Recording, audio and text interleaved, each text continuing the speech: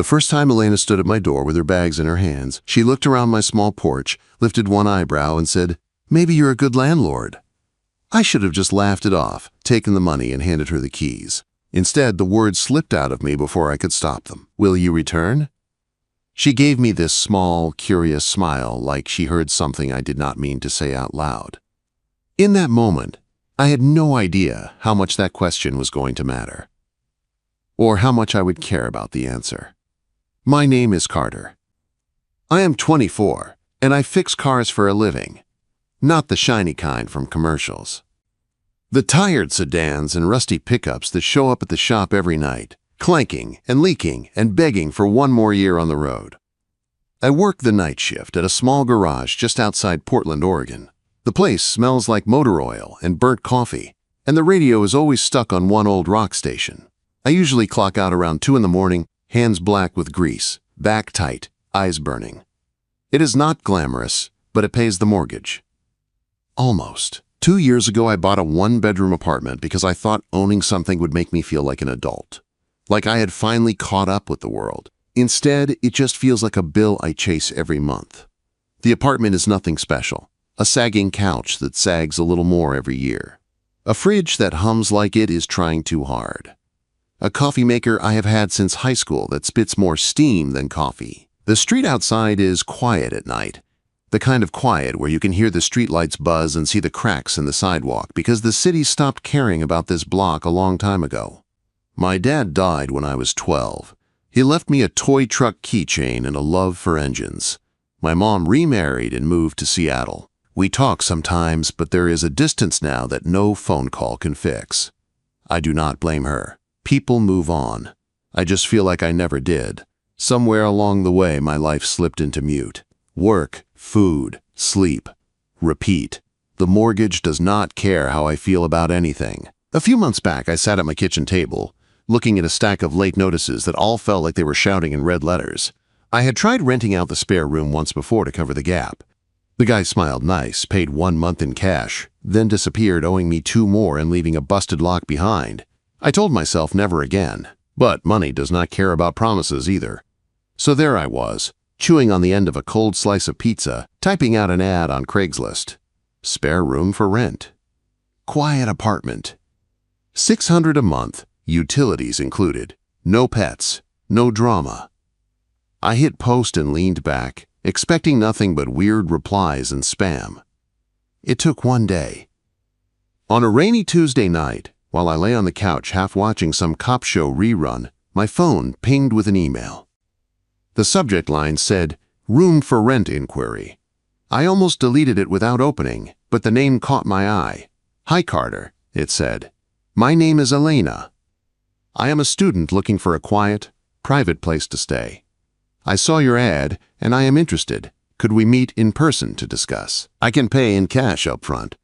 No jokes, no bargaining, no strange story about needing a favor. Just clear and simple." The tone felt calm and careful. I read it twice, then wrote back and suggested we meet at a coffee shop nearby the next afternoon. She agreed in one short reply. The next day I sat in Lenny's Beans, a small coffee shop with chipped tables and a bell over the door. My black coffee tasted like burnt toast, but it was warm, and it gave my hands something to hold. I checked the time on my phone every 30 seconds, half sure she would not show. Then the door chimed, and she walked in. Elena was small, maybe 5'2", with long dark hair and a loose braid over one shoulder. She wore a plain gray hoodie and jeans, nothing special, but she moved like she was sure of where she was going. Her eyes swept the room, landed on me, and softened just a little. She walked over to my table without hurrying. "Carter?" she asked. "That's me," I said, standing up too fast and bumping the table with my knee. Up close I caught the faint scent of lavender. Not the cheap kind, light, almost hidden. Her face was calm, the kind of calm that makes you feel like you should straighten up and speak clear. "I liked your ad," she said, sitting down across from me. "It sounded peaceful. That is what I am looking for." "It is not much," I said. "Just a room, a bed, a desk. Shared kitchen and bathroom. I work nights, so I am gone most evenings." "That's perfect," she said at once. "I am studying graphic design online. I need a quiet place to work, not a party house." Her hands folded on the table, fingers still, no fidgeting, no phone. She was just there, fully, in a way that felt rare. I tried not to stare. "You want to see the place?" I asked. She nodded. "If that is okay." An hour later, we were standing in my apartment. The spare room is small, more like a large closet with a window. The streetlight outside flickers, so the walls glow in slow pulses at night. I felt a little embarrassed as she looked around. The bed was clean, at least. The desk was old, but solid. She ran her fingers along the edge of the desk, like she was feeling for something more than dust. "I will take it," she said. Then she pulled an envelope from her bag and held it out. Inside was 3 months, rent in crisp bills. I stared at it, my brain trying to catch up. "You sure?" I asked. "You do not even know me." "I am a good judge of character," she said. A tiny smile curved at the corner of her mouth. "And I like the feeling here." The feeling here. No one had said that about my place before. She moved in the next day. Everything she owned seemed to fit into 2 duffel bags and a laptop case. No boxes, no piles, no mess. I watched from the doorway as she set her bag down in the spare room and turned in a slow circle, taking it all in again like she was locking it into her memory. "Maybe you are a good landlord," she said, looking at me with that small smile. I felt my mouth go dry. A landlord. I had not thought of myself like that. It sounded bigger than I was. "Will you return?" I asked, half a joke, half something else. "I mean, after you see what living here is really like." Her eyes held mine for a second longer than felt normal. "We will see," she said. At the time, I thought I was just renting out a room. I did not know I was also opening a door in myself that I had kept shut for years. And I did not know that soon, Elena would be the one person I would be afraid to lose. The first week with Elena in my apartment felt like living with a ghost that left good tips. I would come home around 3 in the morning, hands stained with grease, shoulders aching, and the place would be dark except for a faint line of light under her door. Sometimes I heard the soft tap of her keyboard or the light scrape of a chair. She was awake, but we never really crossed paths. I went to bed. She stayed in her room. In the morning, I left for the shop before she ever opened her door. If she had not paid me in cash, I might have thought I imagined her. Then I started to notice small things. The sink was never piled high with dishes anymore. My old chipped plates were washed, dried, and stacked in a neat tower. The sticky ring from my coffee mug that had lived on the counter for months was gone. The trash was tied up by the door without me asking. One night I opened the cupboard and stopped. There was a new bag of coffee, the good kind. Dark roast, not the cheap stuff in the bright plastic tub that I always grabbed on sale. A yellow sticky note was stuck on the front. "Bought extra. Hope you like this, Elena." There was a tiny doodle of a coffee cup in the corner. I stood there in the dim light of the kitchen, holding that note like it was something rare. No one had done a thing like that for me in a long time. It was such a small thing, but somehow it made the apartment feel warmer. Elena kept to herself, but she was not cold. When we bumped into each other in the hallway or the kitchen, she would give a small smile, a nod, a morning or night. Her eyes would meet mine for a second, then slide away like she was afraid to stare too long. She moved quiet, closing doors gently, setting cups down soft, like she was trying not to disturb anything. But she was there, in the faint lavender scent that hung in the hall, in the way the towels were folded, in the way the lights were left off to save the bill. Her presence wrapped around the place like a light blanket. I did not realize how empty my life had been until I found myself listening for the sound of her footsteps. One night I got off work early. The rain had stopped, and the air outside was cool and sharp, the kind that woke you up even when you were half dead from work. When I stepped into the apartment, the porch light was on, shining through the little front window. That was strange. I almost never used it. I walked through the living room and pushed open the front door that led to the small porch. The wood creaked under my boots. I had meant to fix that for months. Lena was sitting on the old wooden bench that sagged in the middle. She had one leg tucked under her, a blanket around her shoulders. A string of small white lights hung above her, draped along the railing, gently glowing. I had no idea where she found those or when she had hung them. She was reading a book, the cover worn at the edges. Her hair was down tonight, falling over her shoulder in soft waves. When she heard the door, she looked up, eyes adjusting to the light behind me. "I did not think you would be home yet," she said, closing the book with her finger still inside to mark the page. "Slow night at the shop," I said, leaning against the rail. No one wanted to break down in the rain, I guess. She smiled a little. "Lucky you." "What are you reading?" I asked. The question felt simple, but I wanted to keep her talking. She held the book up so I could see the cover. "Jane Eyre," she said. "Old favorite. I have read it too many times." "Never heard of it," I said. "I'm more of a car manual kind of guy." She tilted her head, looking at me like she was trying to picture that. "You should try it one day," she said. "It is about a girl who wants her own life, her own choices, even when the whole world pushes her the other way."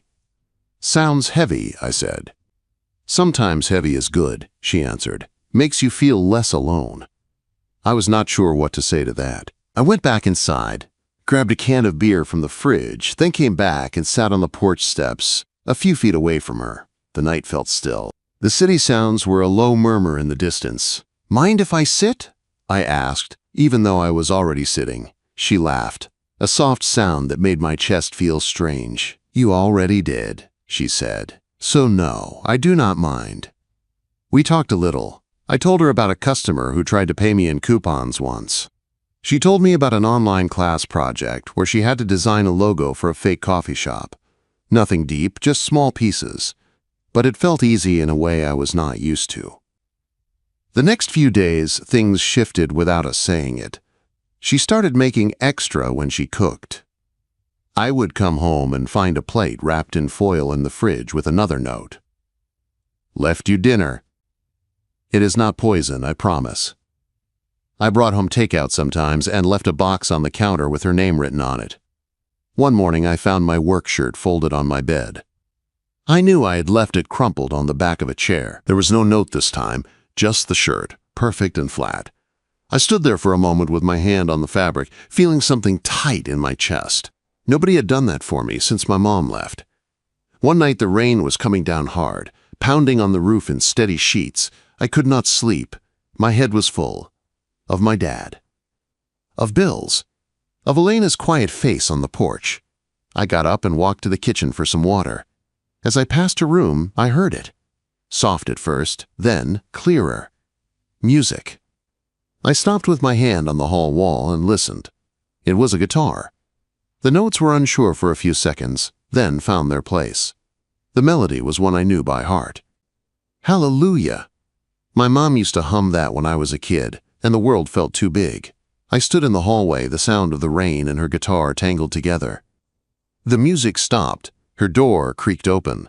Elena stepped out holding a small black guitar by the neck. Her oversized sweater hung off one shoulder, and her hair was a little messy like she had been running her hands through it. When she saw me, she froze, her cheeks turning pink. "I did not know you were awake," she said. "Sorry, I did not mean to bother you." "You were not bothering me," I said quickly. "That song, it is my favorite." Her eyes lifted to mine, curious. "Really?" "My mom used to sing it when I was little," I said, "when I was scared or when my dad was in the hospital. It was her thing." Elena leaned her shoulder against the doorframe, hugging the guitar a little closer. "My mom taught me to play it," she said. She said some songs feel like a prayer, even when you do not know what you are asking for. We stood there in the hall, both of us barefoot, the rain filling the quiet. The air between us felt heavy with things neither of us had said yet. "Do you want to come in?" she asked, her voice small. "We could talk. I mean, if you cannot sleep anyway." I hesitated for a second, then nodded. Her room was simple. Bed, desk, a couple of sketchbooks stacked in one corner, a mug with paintbrushes, no posters, no clutter, just small signs of her. The lavender smell was stronger here, mixed with the faint scent of coffee. I sat on the floor with my back against the wall. She sat, cross-legged on the rug, the guitar in her lap. We talked for hours. I told her about my dad and the toy truck keychain he gave me before he got sick. How I kept it in a drawer because looking at it hurt. How I started working on cars to feel close to him. She listened, not interrupting, her eyes steady and soft. She told me about her mom, who taught her to play guitar when she was young. How music was the only thing that felt like her own when everything else in her life was planned out. She said her family had a lot of rules, a lot of expectations. She said she came to Portland to get away and to breathe.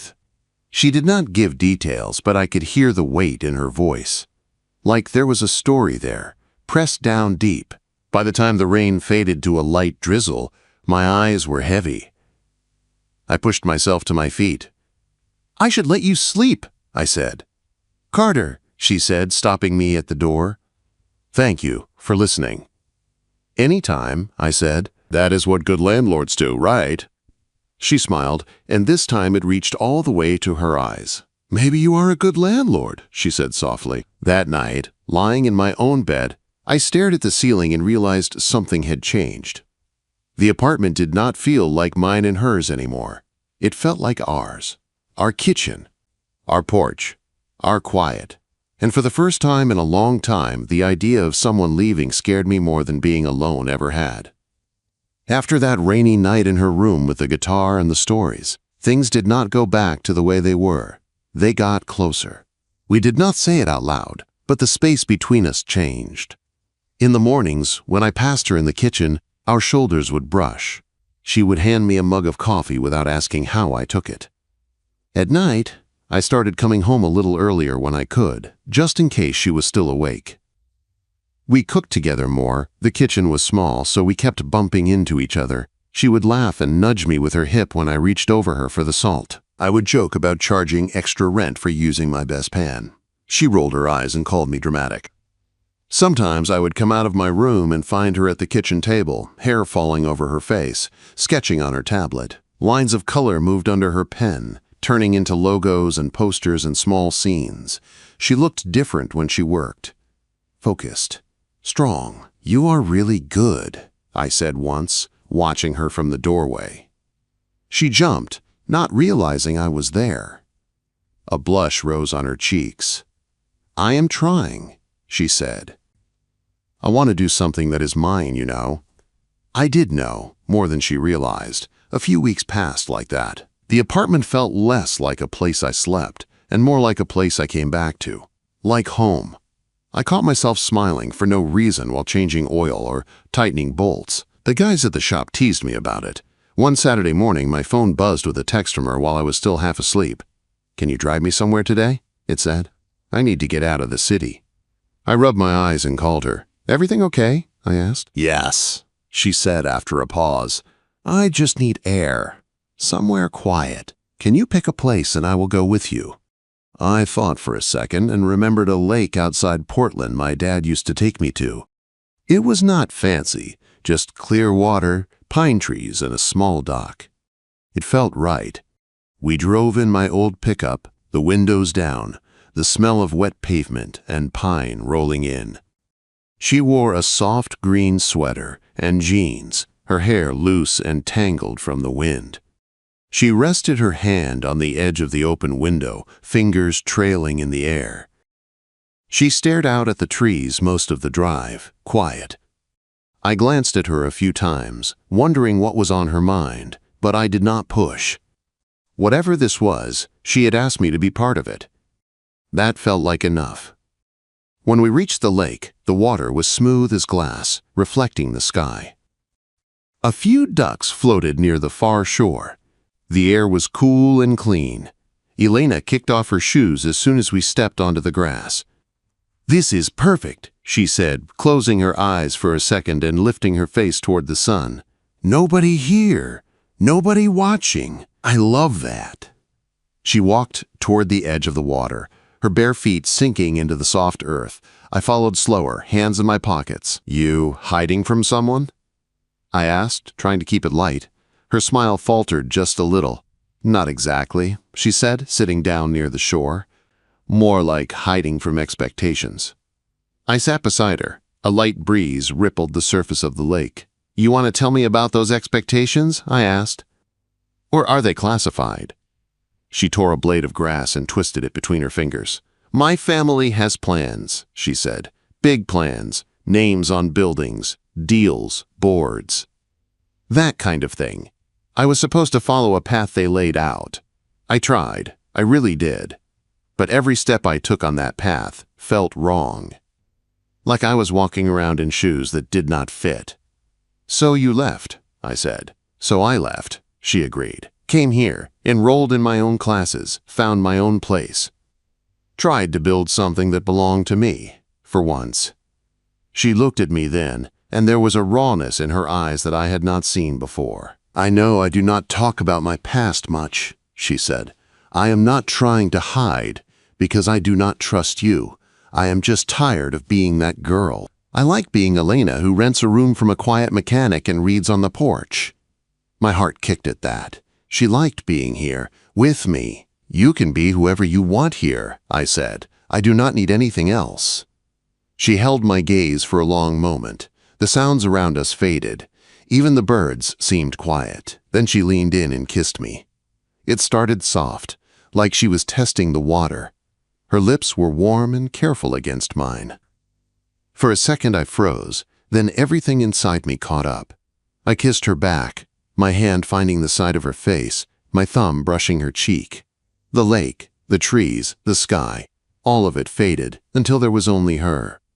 The girl who left notes on my fridge and played my favorite song in the middle of the night. When we pulled away, she let out a small breath that sounded like a laugh and a sigh mixed together. I have wanted to do that for a while, she said. Me too, I said, my voice rough. We sat there for a long time after that, shoulders touching, watching small ripples move across the water.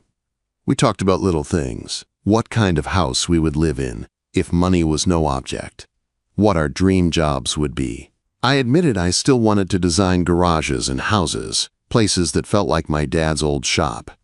She told me about a dream of running a small studio, picking her own projects. On the drive back, she rested her head against the window but kept her hand on the seat between us. I turned my palm up and she slipped her fingers into mine without a word. After that day, everything changed. She started falling asleep on the couch next to me while we watched dumb shows. I woke up some mornings to find her curled against my side, both of us still wearing jeans and hoodies. We did not put labels on it. We did not say boyfriend or girlfriend. We just lived in the middle of it, feeling our way through.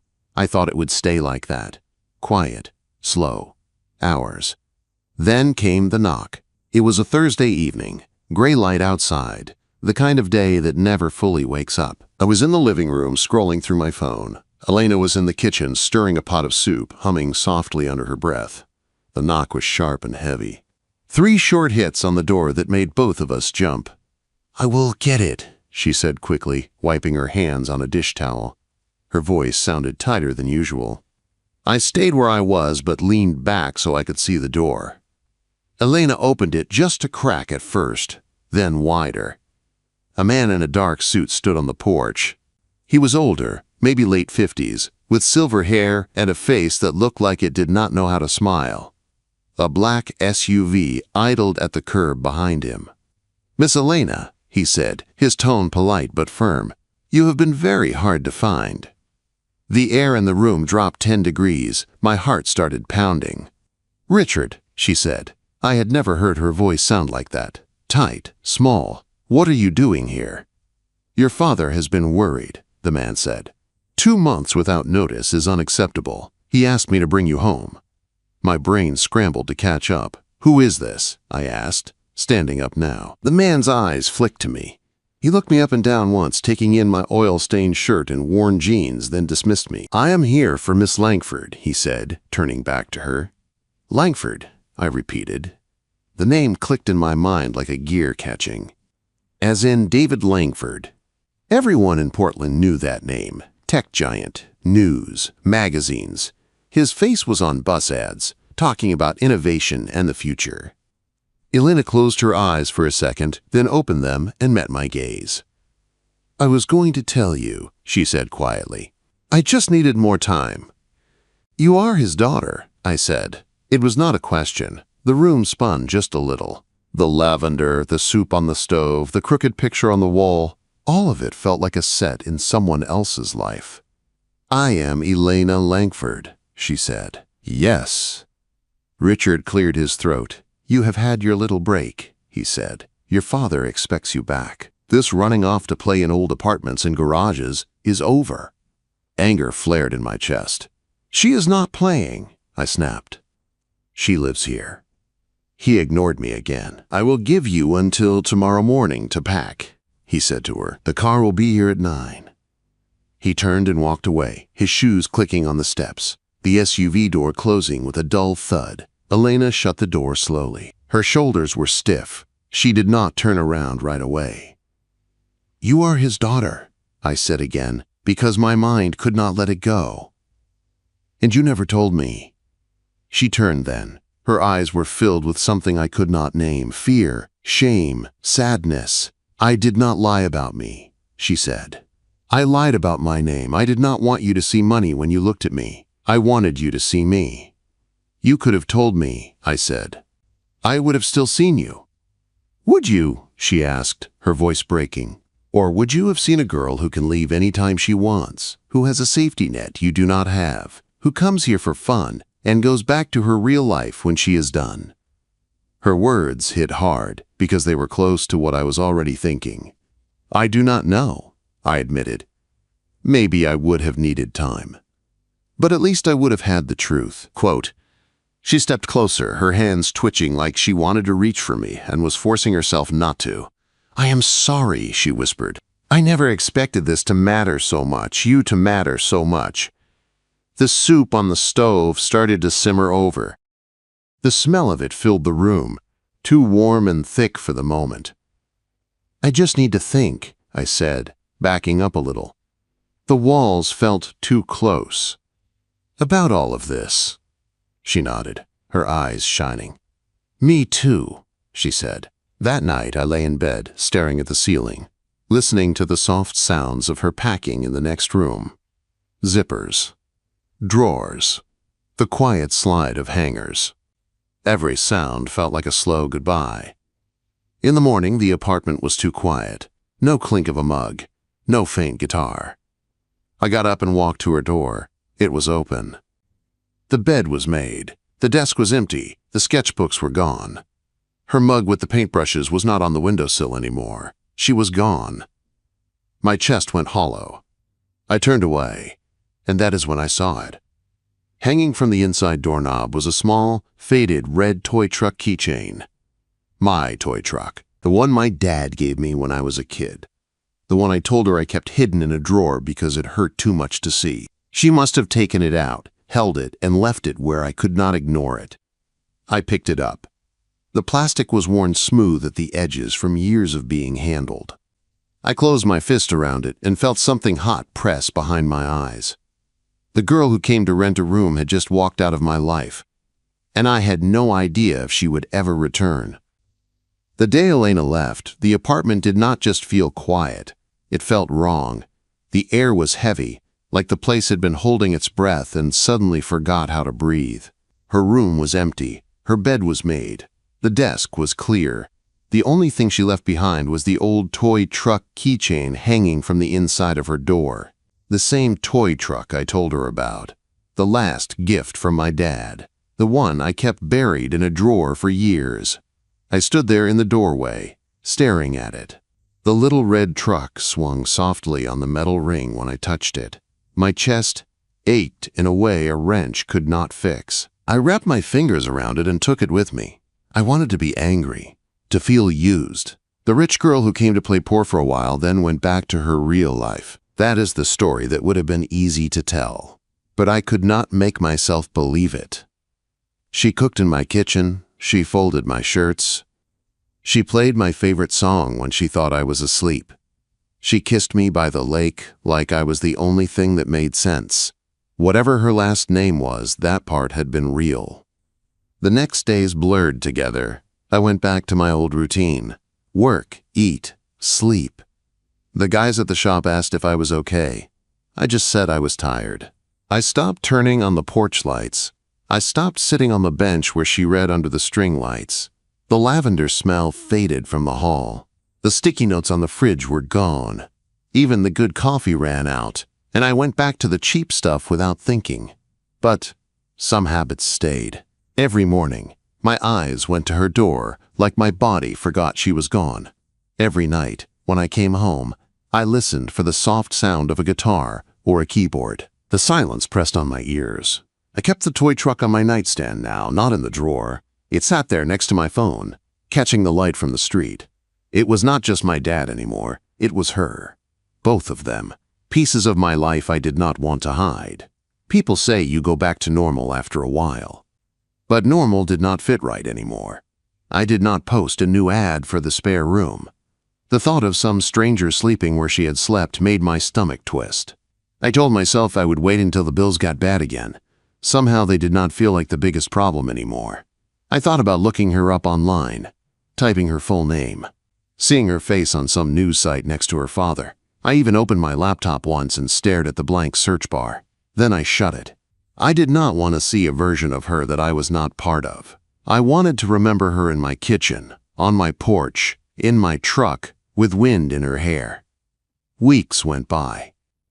The hurt turned from sharp to dull. It was still there, but it did not cut as deep. I went through the motions. Fixed engines. Changed tires. Paid bills. Went home. Then one gray Thursday morning I opened my mailbox and saw it. A plain white envelope. No logo. No stamp from some fancy office. Just my name written in neat, slanted handwriting I knew right away. Elena. My hands went cold. I stood in the chill air, the smell of wet pavement around me, staring at that envelope like it might disappear if I blinked. Inside my apartment, I sat at the kitchen table and tore it open. A single key slid out into my palm. It was the spare key to the apartment, the one I had given her on the day she moved in. There was a folded sheet of paper behind it. I took a breath and opened it. Carter, I am sorry I left without saying goodbye. I have never been good at endings. It was easier to run, and that was not fair to you. I should have told you who I was. Not because my last name matters, but because you deserved the truth. I did not hide it because I did not trust you. I hid it because I wanted to know what it felt like to be seen as just Elena, not a Langford. You gave me that. You gave me a place where the lights flicker and the porch creaks and the coffee is sometimes bad, but I could breathe. You listened to my music. You made me laugh. You let me cook in your tiny kitchen. You let me be small and quiet in a world that always wants me big and loud. I have to go back and face the life I left. I owe that to myself too. But if there is one person who makes me want that life to be different, it is you. I am leaving your key because that room is yours to decide about. I did not fill it with my world. I left it empty on purpose. If you ever want me to return, leave the light on, Elena. My eyes burned. The words wavered on the page. I read it again, slower this time, tracing each line with my thumb. She did not say, I will come back on this date. She did not promise anything she could not control. She just put the choice in my hands like a gentle weight. If you ever want me to return, leave the light on. I closed my fist around the key. It dug into my skin, sharp and real. Part of me wanted to throw it in a drawer and pretend it never came. To protect myself, to shut the door before anyone could walk through it again. But that was the old way I did things. Hide the truck, hide the pain, hide my dreams. Close every door before it could open. I was tired of doing that. That night, I did not go straight to bed when I got home. I walked to the spare room and opened the door. It looked the same as the day she left. Blank walls, empty desk, bare bed. Only now I did not see a loss. I saw a chance. I hung her key on the inside knob, right where she had left my toy truck before. The two metal pieces tapped together when they touched. I let the sound sit in the quiet. Then I went to the front door, stepped out onto the porch, and flipped on the light. The bulb hummed and glowed, casting a soft circle on the cracked sidewalk. The string light still hung along the rail, a little dusty, but ready. I sat on the bench she used to sit on, the wood smooth under my hands from the day I had finally sanded it. I could not know if she would come back. Maybe her world would pull her in all the way. Maybe I would see her face one day on a screen, smiling with a life built far from mine. But for the first time, the not knowing did not scare me, because I was not waiting for her to save me from my life. She had already done something bigger. She had reminded me that I could want more, that I could love more, that I could open doors instead of locking them. I still worked nights at the garage. I still had bills. The apartment was still small and a little broken. But when I looked around, it did not feel like a place I was stuck in. It felt like mine. I picked up the toy truck keychain from my nightstand later and set it next to the new key on the hook by the door. One for the past. One for whatever came next. I thought about the first day she stood here, braid over her shoulder, duffel bags at her feet, saying, "Maybe you are a good landlord." I had asked, "Will you return?" half as a joke, half as a question I did not know I really meant. Now I knew my answer. I would keep the room ready. I would keep the porch light on. I would keep my arms open for the girl who came to rent a room and ended up renting a space in my life. If she returned, I would be here. If she did not, I was still here.